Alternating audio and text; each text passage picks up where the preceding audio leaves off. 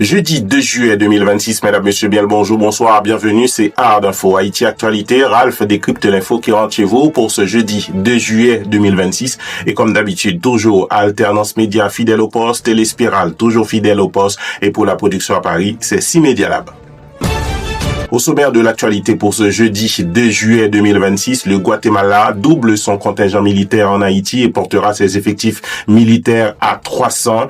Haïti et le Brésil renforcent leur coopération pour développer les capacités des forces armées d'Haïti. La police nationale accueille dans sa 37e promotion 1200 aspirants policiers dans le cadre de son programme P4000+. Un étudiant en médecine est blessé par balle lors d'une manifestation pour la réouverture de l'hôpital de l'Université d'État d'Haïti. Le ministère du Commerce lance un appel à projet pour la création de micro-parcs industriels. Le Premier ministre haïtien Alix Didier Fils-Aimé réaffirme la solidarité du partenariat entre Haïti et le Canada. Et puis dans l'international, on va en Ukraine pour parler d'une attaque massive russe à Kiev qui fait au moins 13 morts et 80 blessés. Et puis on revient sur la Coupe du Monde 2026. L'Angleterre, la Belgique arrachent leur qualification, place ce soir à l'Espagne, le Portugal et la Suisse pour tenter de gagner leur place pour les huitièmes de finale. Voilà, mesdames, messieurs, les titres qui vont être développés dans un instant dans votre édition Ard Info pour ce jeudi 2 juillet 2026. Vos journées sont chargées et vous manquez du temps pour suivre l'actualité en temps réel? Pas de souci. Tous les jours, Ralph Siméon vous livre l'essentiel de l'information avec rigueur, clarté et précision. Du lundi au vendredi, retrouvez Ard Info, le rendez-vous incontournable pour comprendre l'actualité haïtienne et internationale.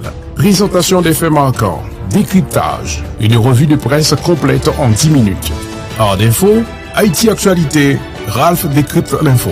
Une production signée Téléspirale, Alternance Média et 6 Media Lab. Avec Ard Info, restez informés, restez connectés sur tous les réseaux. Nous débutons cette édition, mesdames, messieurs, en Haïti pour parler de coopération militaire dans le cadre de la force de répression des gangs. Le Guatemala double son contingent pour soutenir la FRG. Le président du Guatemala, Bernardo Arévalo de León, a annoncé le 1er juillet 2026 le renforcement de la participation de son pays à la force de répression des gangs en Haïti. Le contingent guatémaltèque passera de 150 à 300 soldats, soit un doublement de ses effectifs. Cette annonce a été faite à l'occasion du 155e anniversaire de l'armée guatémaltèque lors d'une cérémonie officielle dans la capitale. Les autorités guatémaltèques précisent que le déploiement des nouveaux militaires est déjà en cours, sans toutefois fixer une date précise pour leur arrivée en Haïti. Présent dans la mission depuis le début de l'année 2025, le Guatemala affirme vouloir contribuer davantage à la stabilité régionale et à la lutte contre l'insécurité qui traverse Haïti. Parlons toujours sécurité intérieure. Haïti et le Brésil renforcent leur coopération militaire.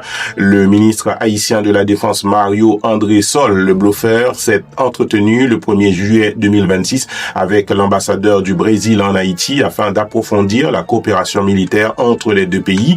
Les discussions portent notamment sur le développement des capacités opérationnelles des forces armées d'Haïti face aux défis sécuritaires. Le Brésil pourrait apporter son expertise dans les opérations en milieu urbain, le renseignement, la coordination entre armée et police, ainsi qu'un soutien logistique et tactique. Cette rencontre intervient quelques jours avant la 17e conférence des ministres de la Défense des Amériques prévue du 7 au 10 juillet 2026 au Pérou, où de nouvelles discussions sont programmées entre le gouvernement haïtien et le gouvernement brésilien dans le cadre des coopérations militaires. Pendant ce temps, la police nationale d'Haïti se renforce. 1200 aspirants policiers intègrent l'académie de police pour une formation d'une durée de 3 mois et demi. La police nationale d'Haïti a officiellement intégré 1200 aspirants policiers de la 37e promotion, 3e cohorte du programme P4000+. La cérémonie d'accueil s'est déroulée à l'École nationale de police en présence du haut commandement de l'institution.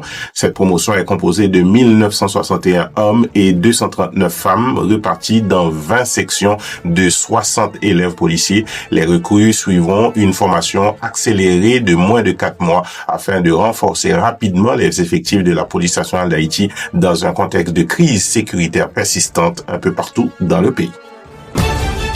Et puis contre la population, la police nationale réaffirme son autorité. Un étudiant blessé par balle lors d'une manifestation pour la réouverture de l'Université d'État d'Haïti. Un étudiant de la faculté de médecine et de pharmacie de l'UEH a été blessé par balle au bras le mercredi 1er juillet au cours d'une manifestation réclamant la réouverture de l'hôpital de l'Université d'État d'Haïti, fermé depuis février 2024 après les attaques de la coalition criminelle Vive Ensemble.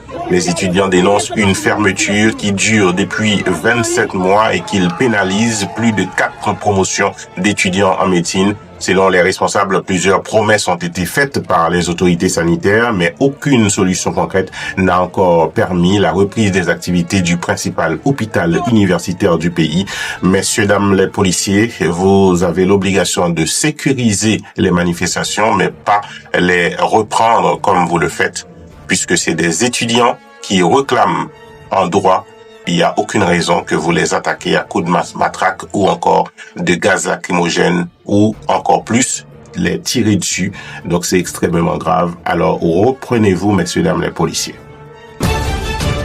Haïti Industrie, le ministère du Commerce et de l'Industrie lance un appel à projets pour des micro-parcs industriels. Le ministère du Commerce et de l'Industrie a lancé le 29 juin 2026 un appel à manifestation d'intérêt pour la création de micro-parcs industriels. Les candidatures pourront être déposées jusqu'au 14 juillet 2026 dans le cadre du programme intégré de développement d'entreprises. Le projet cible 4 secteurs prioritaires, l'agro-industrie, les activités manufacturières, la mécanique et la biotechnologie. Les projets retenus bénéficieront d'un accompagnement technique, d'un soutien au financement d'infrastructures industrielles et de plusieurs avantages fiscaux afin de stimuler la création d'emplois et le développement économique régional selon les responsables du ministère du Commerce et de l'Industrie. Haïti célèbre la fête nationale du Canada. Le Premier ministre haïtien Alik Didier Fils-Aimé a participé le 1er juillet 2026 à la réception organisée à la résidence de l'ambassadeur du Canada en Haïti, André-François Giroux, à l'occasion de la fête nationale canadienne et de la fin de sa mission diplomatique. Le chef du gouvernement a salué la qualité des relations entre les deux pays et remercié le Canada pour son soutien constant dans les domaines de la sécurité, de la gouvernance démocratique et du renforcement des institutions haïtiennes. Les deux parties ont réaffirmé leur volonté de poursuivre cette coopération stratégique entre Haïti et le Canada. Et puis, mesdames, messieurs, dans l'international, on va en Ukraine, Kiev, frappé par une attaque massive de drones russes. Dans la nuit du 1er au 2 juillet 2026, la Russie a lancé une nouvelle attaque d'envergure contre Kiev, utilisant des drones, des missiles balistiques et des missiles de croisière. Le dernier bilan fait état d'au moins 13 morts et 80 blessés, tandis que 28 sites, principalement des immeubles résidentiels et des infrastructures civiles ont été touchés. Plus de 570 pompiers ont été mobilisés pour maîtriser les nombreux incendies provoqués par ces frappes. Cette attaque intervient un mois après une offensive massive russe du 2 juin 2026 qui avait déjà fait 23 morts, illustrant l'intensification des bombardements contre la capitale ukrainienne. Et puis, mesdames, messieurs, feu sur la Coupe du Monde 2026 organisée aux États-Unis, au Canada et au Mexique. L'Angleterre, la Belgique reviennent de loin et se sont qualifiés pour les huitièmes de finale. L'Angleterre s'est qualifiée difficilement pour les huitièmes de finale en battant la République démocratique du Congo 2-1, menée dès la 7e minute. Les Anglais ont finalement renversé la situation grâce à un doublé de Harry Kane aux 75e et 86e minutes de jeu. La Belgique a réalisé une incroyable remontada face au Sénégal, mené 2-0 jusqu'à la 85e minute de jeu. Les Diables Rouges ont égalisé avant de s'imposer 3-2 après prolongation, grâce notamment à un penalty victorieux de Yuri Tielemans à la 120e minute plus 5. Les États-Unis ont également validé leur qualification en dominant la Bosnie-Herzégovine par 2 2-0. Ce jeudi 2 juillet, les affiches Espagne-Autriche, Portugal-Croatie et Suisse-Algérie retiendront particulièrement l'attention des fans du football et les personnes qui suivent la Coupe du Monde 2026. En tout cas, Art Info, toujours présent sur la balle pour vous tenir informé de tous les résultats.